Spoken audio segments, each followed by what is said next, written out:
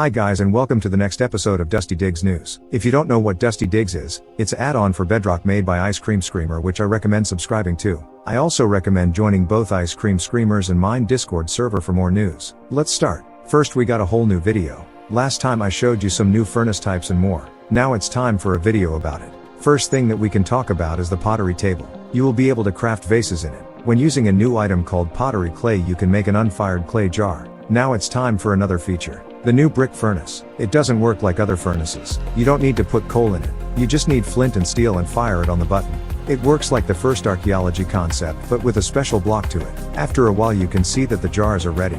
Get them, you can just destroy them. And I also want to point out a new block here. That's probably a polished variant of limestone that we have talked about before. Now that the video has ended, let's get some more news. If anyone remembers in the video where I covered the Savannah snapshot, I also have shown a picture at the end that was supposed to be a new dungeon. Sadly, the dungeon is now scrapped. Here's the structure from the outside. As you can see, it's made of sandstone, polished limestone, mud bricks and tuff. The inside is more interesting. The floor looks really good with two new blocks. You can see a mob spawner that will spawn a mob that we will talk about later. There are also some candles. Probably the coolest thing is the new loot vases. There are now two types of them, bigger and smaller. There are also some brick furnaces with clay vases. Now let's see the structure in a better form. It spawns underground and is named the Vanguard Remnant. You can find it by seeing some sandstone blocks sticking about. After digging inside of it, you will find some valuable loot and much more to discover. In the next picture you can see the inside. And here's the new mob. It has a helmet on its head and a special sword in its hand. It reminds me of Minecraft dungeons and it looks really special. Next up we have two really cool pictures. First one shows that the skeleton sword will be obtainable. Also, if you watch this video for so long, then you can comment on the word sword. As in the last picture here, we have something really nice for me. You can see the new chiseled limestone block. And guess what? There is an Easter egg for me. If you look in the middle you can see my face. I absolutely love this block now. We also got a message about when the release is coming and about the new structure vote. Let's read it. Just an update on Dusty Diggs. It's turning out to be a lot bigger than I planned. Basically because as I develop the features I just keep adding more as I go along. So, while I was aiming to release it a couple weeks after 1.20 releases, I might release it later on. Hopefully, this isn't such a big deal, since I'll be releasing lots of snapshots you can play as the development cycle continues. Another thing is that I was thinking of doing a structure vote for Dusty Diggs. Does anyone have any archaeology related structures they'd like to see in the vote? It'll be less drawn out than the mob vote I had, with just one video containing 3 viewer suggested structures to choose from.